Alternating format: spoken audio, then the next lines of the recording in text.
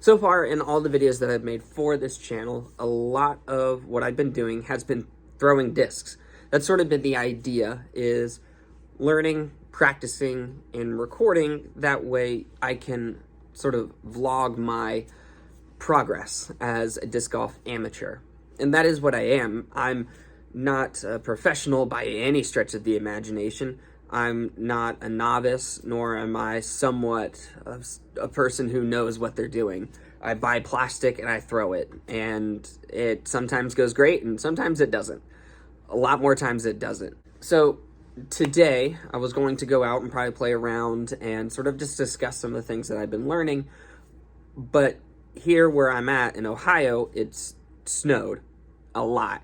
And I'm not prepped for snow play, unfortunately. I do have a lot of bright colored discs, but I don't have any of the strings or anything to tape down onto my discs. I don't have any of that planned.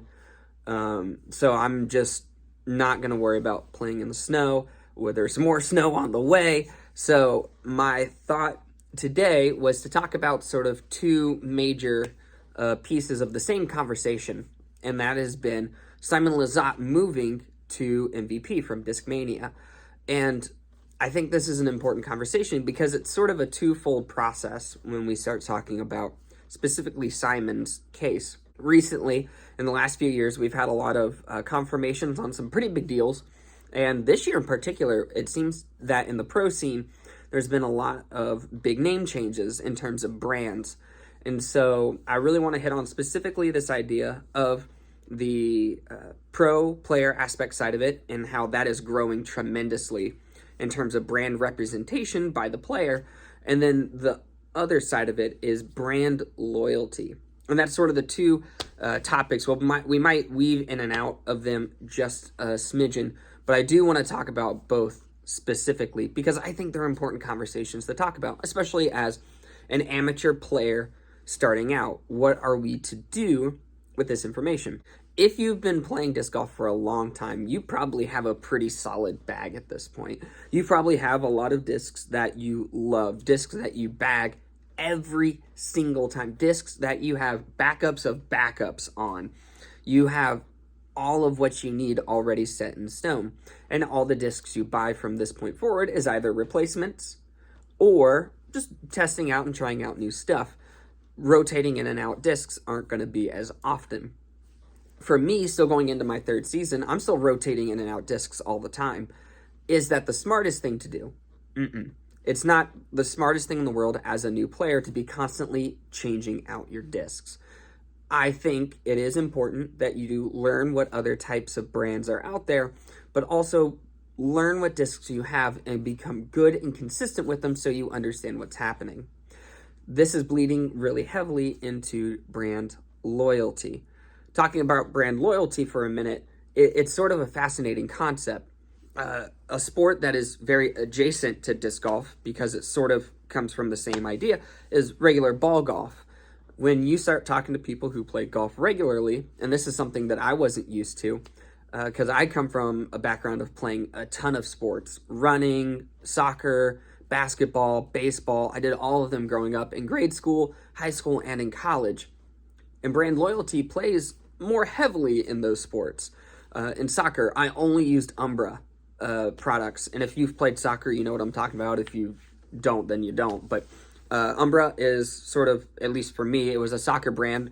Shin guards, shoes, soccer balls, everything I purchased was Umbra based. And that's what I was used to.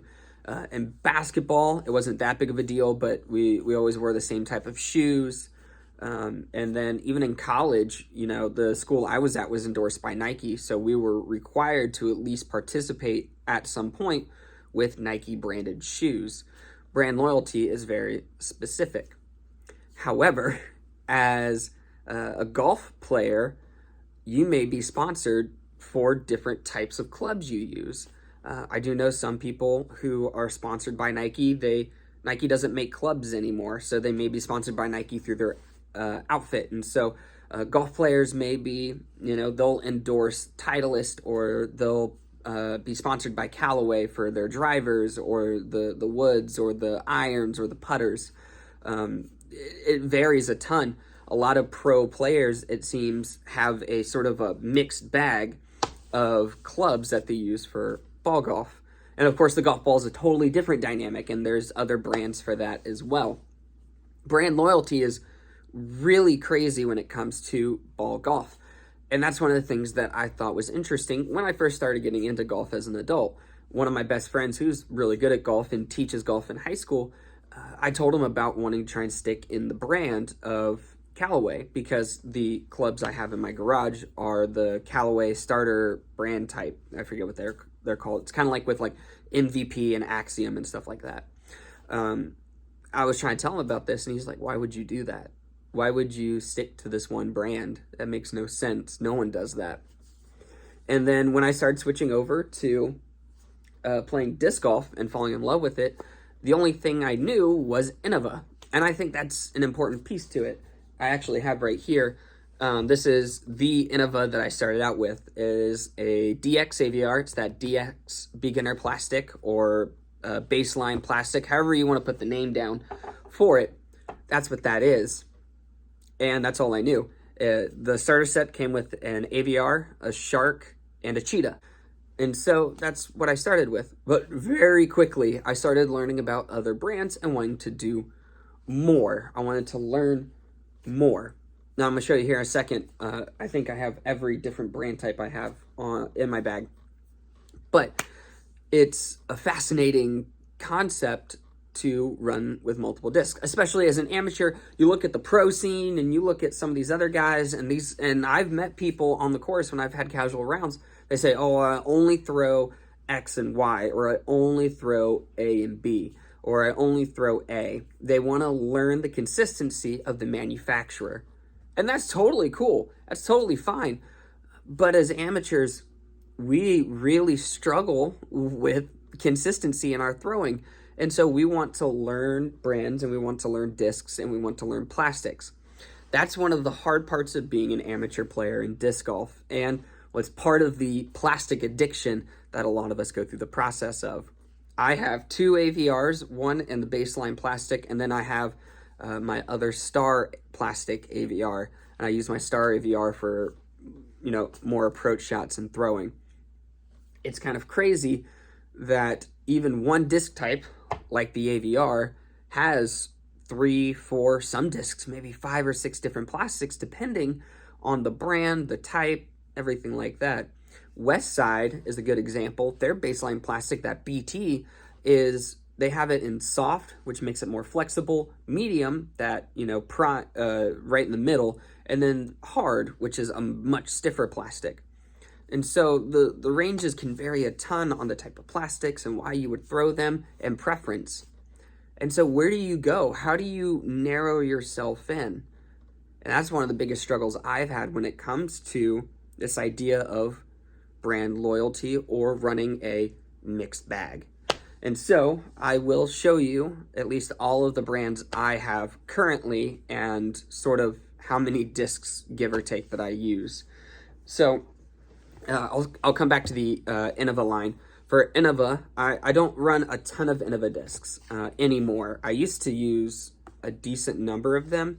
A lot of my Innova discs are ones that I've purchased a while back, or ones that I've sort of come across. So I don't use this. This is a backup for my Star if I ever need it. I also do have a Leopard. It is a Champion Leopard. That is my favorite fairway driver. I've fallen in love with it. There's a lot of people who talk about the Leopard or the Leopard 3, which is a big one. I lost my Leopard 3, so I am using my Champion backup right now until I get another one. There's nothing like it on the market in terms of a nice, somewhat understable fairway driver for beginners. It's a great, nice little, easily hyzer flip disc. It also is a halfway decent roller, so it's a good disc. I also just picked up a G-Star Valkyrie. And I actually found that on a course. I messaged the guy about it, and he said I could have it, which is super cool. So I do have that. I did used to have a Beast in G-Star, but I wasn't the biggest fan of it. Mainly the G-Star plastic. G-Star is a very interesting plastic type. It just is what it is. The disc brand I think I have the least in are the next two. This is a Gateway Discs Voodoo. This was given to me by my best friend.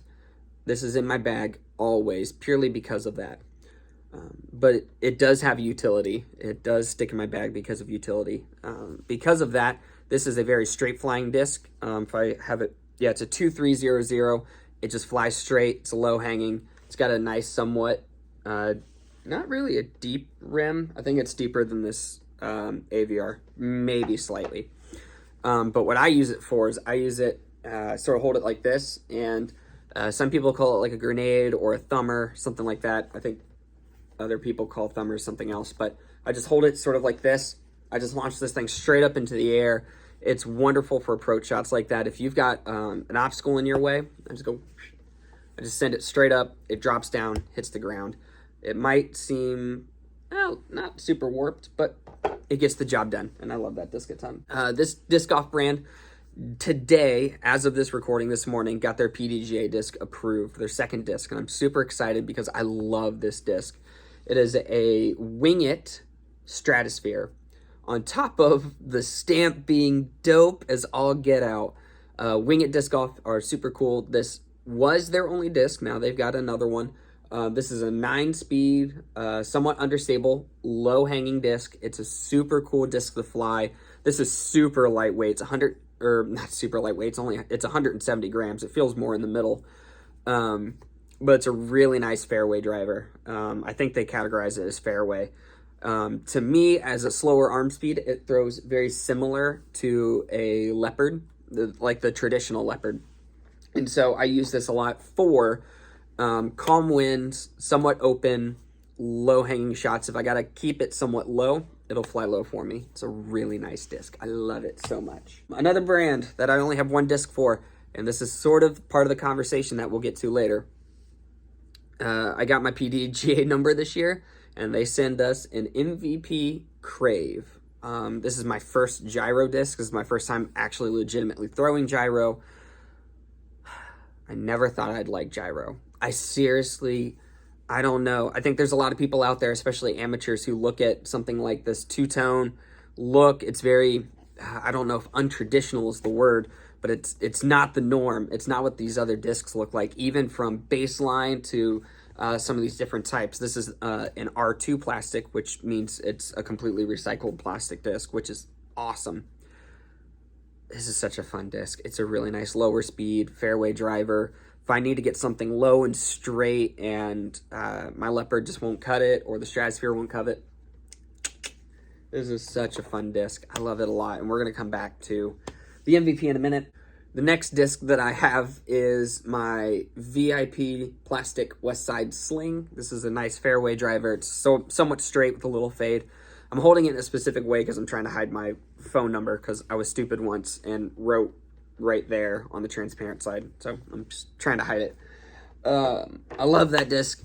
It's a really fun disc to use. It feels really nice for like a decent sidearm and you want to throw straight or hold hyzer and hyzer. It holds it well. I like that disc a lot. For my Discraft example, I have my Reaper. You've seen this. The wind tried to steal this from me. I got it back. Super fun. This disc is interesting because a different variant of it just got approved, which means I'm excited about it. This is the Dynamic Discs Felon. Dynamic Disc is part of the Trilogy line. I know, it's technically in the same ballpark as the West Side, but this is a little bit different. Part of that Orbit Fusion plastic. There we go. I like this. I like this disc a lot. It's I would say this used to be just called the Sake Bomb Felon, because I don't know if you can find the Felon in Orbit Fusion without the Sake Bomb stamp. However, the official Sake Bomb Felon was just approved by the PDGA yesterday. So that's going to be interesting. This disc is a 9.3.54, so it's low-hanging, very overstable. You've seen that in one of my previous videos. But the new one, I believe the projected numbers are 9.5, -2.2. So very interesting, different change in numbers. It's a ton domier by what the photos look like. But we'll see when it gets here. And then my last one is a Prodigy disc. This is a very interesting disc because, as you can see the stamp, it says the Ozark Classic. That is my alma mater. My college actually sells discs. They originally sold Innova. They switched to selling Prodigy stamped. This is a what is it? An H3 V2, and it is in, oh gosh, what is this? 400G plastic. I'm not I don't know much about Prodigy at all. It's my least known brand at this point. But this is a really good hybrid driver. They call this one a hybrid driver. 11-speed disc. It's probably too fast for my arm speed in general, but it's what I use.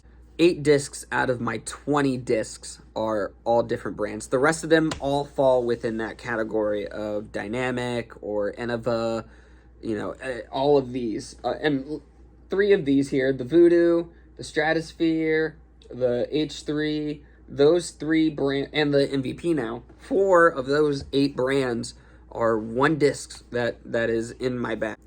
But yeah, I throw mixed bag, and I very much debated for a hot minute to switch to a specific brand type.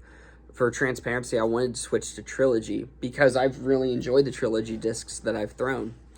However, after some thought and consideration of who I am, how I play, the skill level that I'm at, the idea of switching to a single brand or single manufacturer, even if you just go something like just Trilogy brand discs, the fact that that might be something that you have to restrict yourself to is somewhat of nonsense.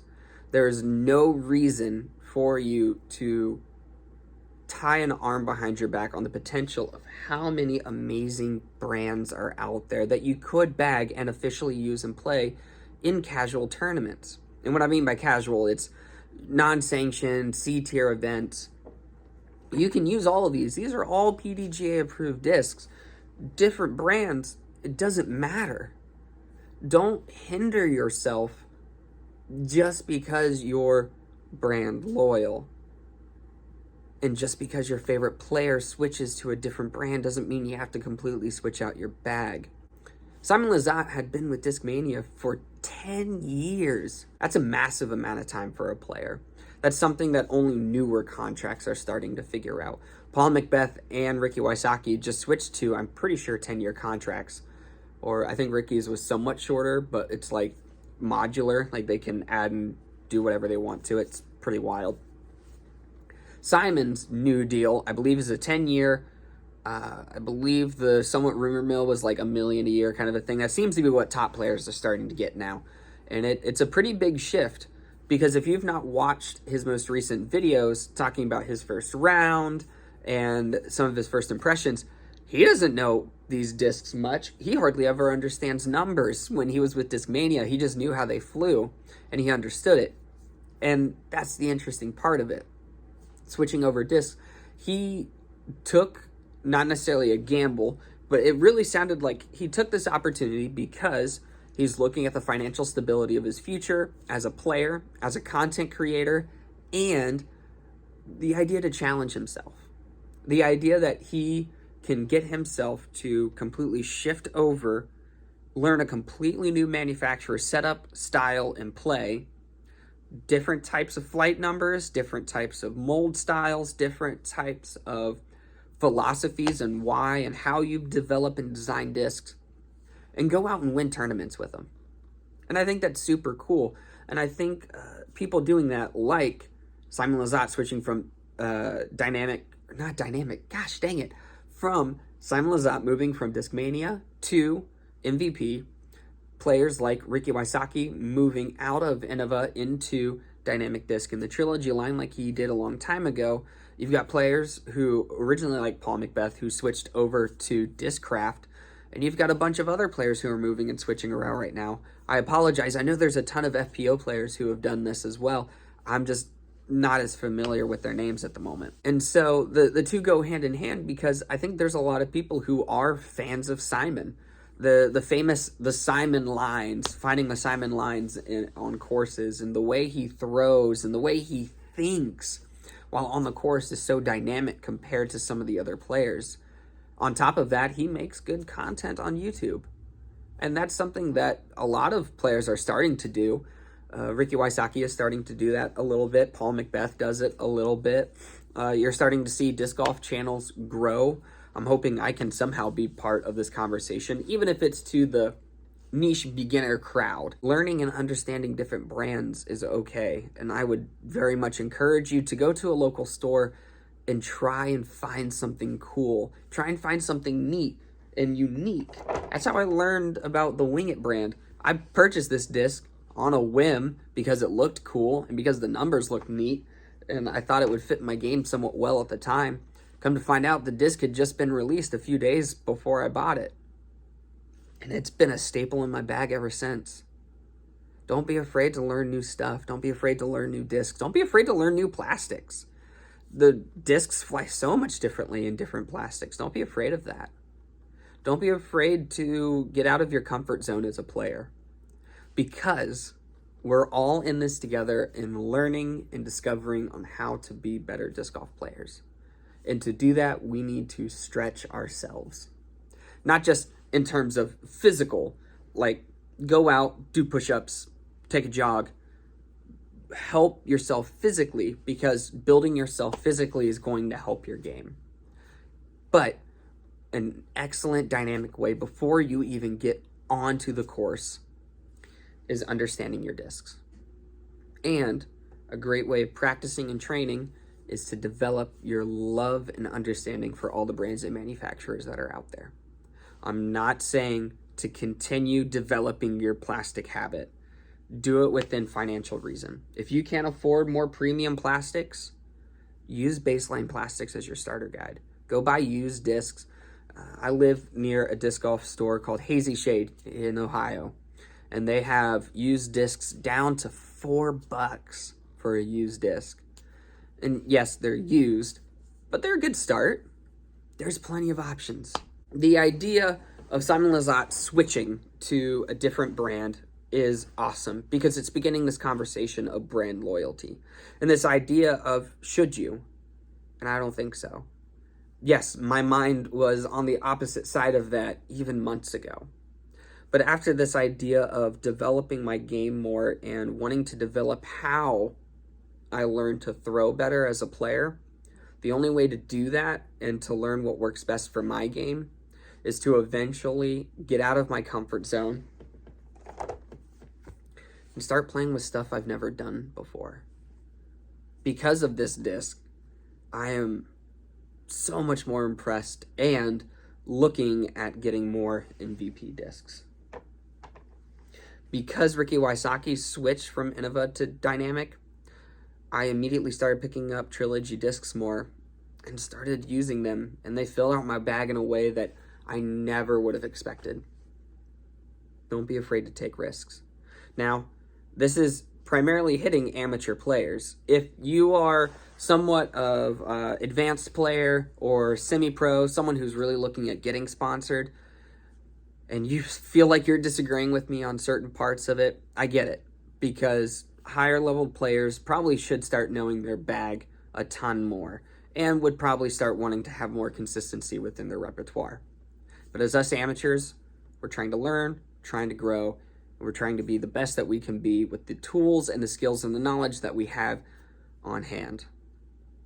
But that's just my amateur's perspective. I want to thank you guys so much for being a part of the conversation. I want to thank you guys so much for being here with me and being a part of this wonderful and fantastic sport. If you agree with me at all or disagree, I'd love to talk to you more about it in the comment section below. Tell me, how many disc brands do you have in your bag? How many backups do you have of your favorite discs? Also, what are some future topics that I could cover in future videos? I don't know how often I can have an opportunity to simply sit down and have conversations. Maybe it's something I'll look at doing, making extra videos. Maybe it's an opportunity to bring people on and to have virtual conversations with others. Get me connected with more players and more content creators, because I'd love to have more conversations like this one, very topic-oriented and specific. Thank you guys so much for watching. I'll see you guys next week in the next video. Bye.